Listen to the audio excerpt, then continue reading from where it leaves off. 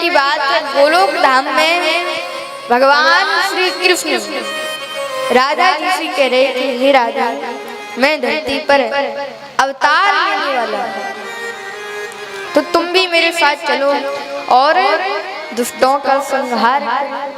तब राधा जी ने बोले मैं भी आपके साथ चलूंगी। तो तोते से उनको बड़ा ही प्रेम था और तोता पिंजरे में कैद था। उसने कहा माते अगर आप दोनों चले जाओगे तो मैं अकेला कैसे रहूंगा। तब राधा जी ने तथास्तु कह दिया और उसी तोते ने एक तोती के गर्भ से जन्म लिया। एक दिन हमारे श्री नारद जी नारायण नारायण करते हुए कैलाश पर्वत के ऊपर फिरा रहे थे। उन्होंने देखा कि जगत जननी माता पार्वती आज कुछ ना कुछ तो बड़ा ही स्वादिष्ट बना रही है। बोले आज तो इनके हाथ का ही पाक ले जाऊंगा। पहले नारायण नारायण कह रहे थे और जोर से कहने लगे श्रीमन नारायण श्रीमन नारायण।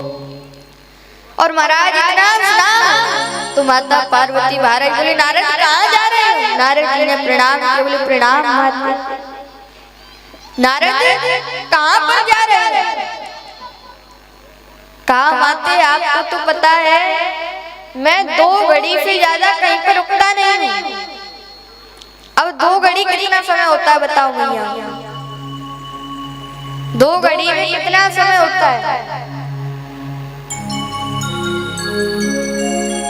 बताओ।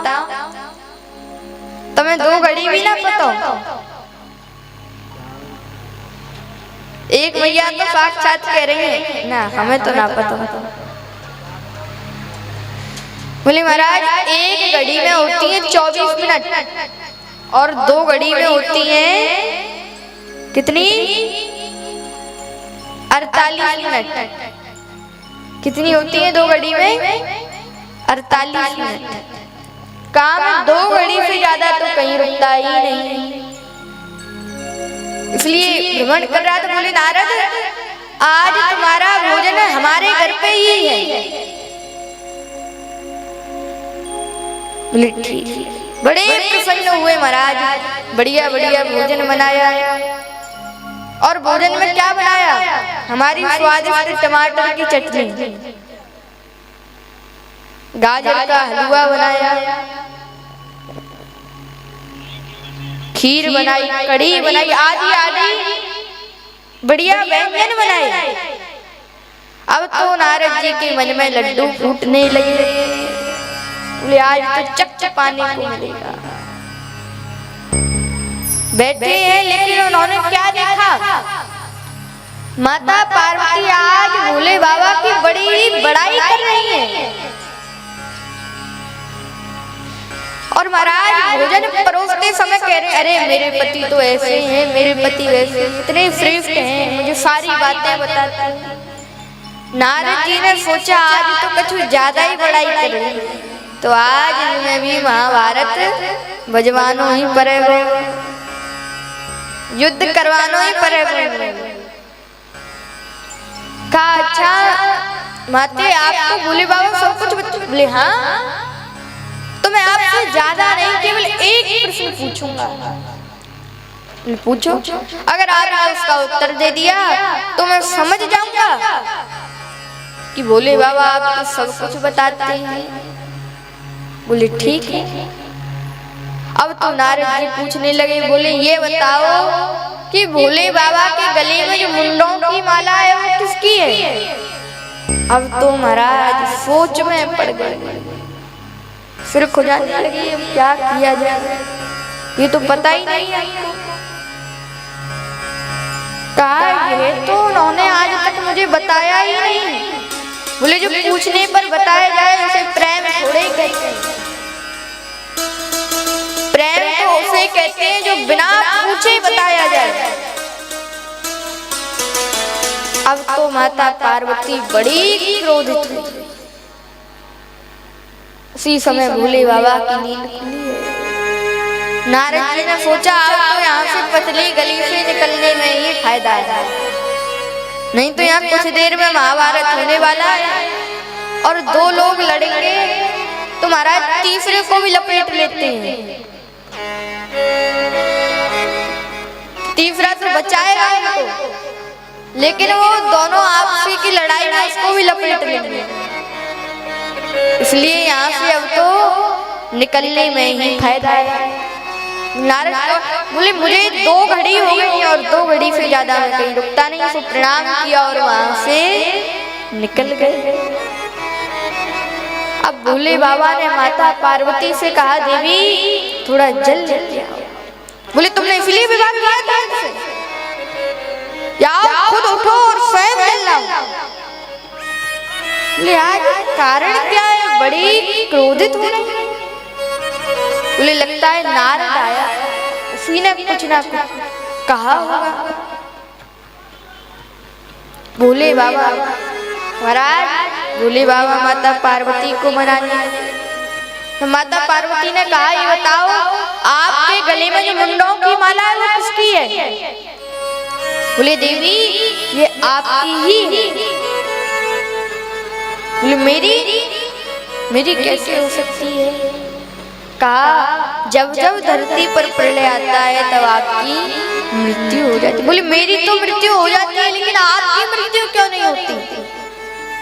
कहा कि मैंने अमर कथा का पान कर रखा। बोले मुझे भी अमर कथा श्रवण करवाओ। अब तो मैं भी अमर कथा को श्रवण करूंगा। अब देखो भैया औरतों के आगे किसी की तो चलने वाली है नहीं, चाहे वो सीएम हो चाहे पीएम हो, इसलिए उन्होंने तो विवाह करे ही नहीं है। उनको पता है कि औरत के आगे उनकी भी चलने वाली नहीं है, तो महाराज उन्होंने तो विवाह ही नहीं किया। बोल वृंदावन के बिहारी लाल की जय हो। और अब भोले बाबा ही माता पार्वती कहाँ मानने वाली थी? गए वन में और पहले 9 बार डमरू बजाया और उसके बाद अभी भी शंका है कि कहीं कोई पशु पक्षी यहाँ पर है, इसलिए अभी बार 5 बार डमरू बजाया और 9 और 5 मिलकर कितने हो गए? 14 बार डमरू बजाया। अब शंका मिट गई, सो अमर कथा का पान करवाने लगे।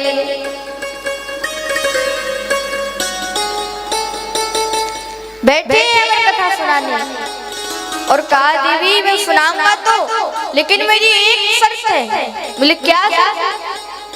मैं सुनाऊंगा लेकिन आपको हुकारा करना पड़ेगा। बोले बिल्कुल। अमर कथा सुनाने लगे। उसी समय माता पार्वती की नजर पड़ी किस पे? एक वृक्ष पे एक तोते के अंडे पे। बोले लेकिन ये तो अंडा है, क्या ही करें? तो महाराज ने इतना ध्यान नहीं दिया और अमर कथा सुनने लगे और माता पार्वती को नींद आ गई। सो अमर कथा के प्रभाव से जो अंडा था तोते का उसमें भी प्राणों का संचार हुआ और वही माता पार्वती की जगह हुंकारे भरने लगा।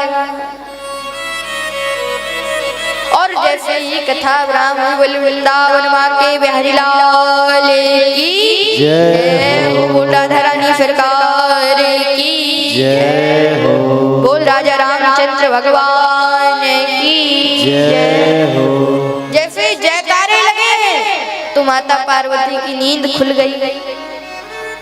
बोले स्वामी कथा श्रवण करवा। बोले देवी कथा का समापन भी हो गया। बोले मैं तो सो रही थी, फिर हुंकारे कौन भर रहा था? और जो देखा महाराज एक छोटा सा तोता है। अब तो भोले बाबा पीछे पीछे और वो खड़ करके बेचारा आगे आगे भागने लगा। उसने सोचा आज तो मेरी मृत्यु हो ही जाएगी।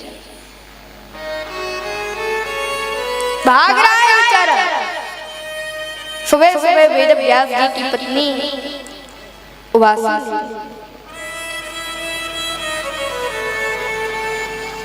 ले रही है, तो उसने सोचा अब यहाँ से अच्छा कोई रास्ता है ही नहीं बचने का। तो महाराज जाके उन्हीं के मुख में से उनके गर्भ में प्रवेश कर गए।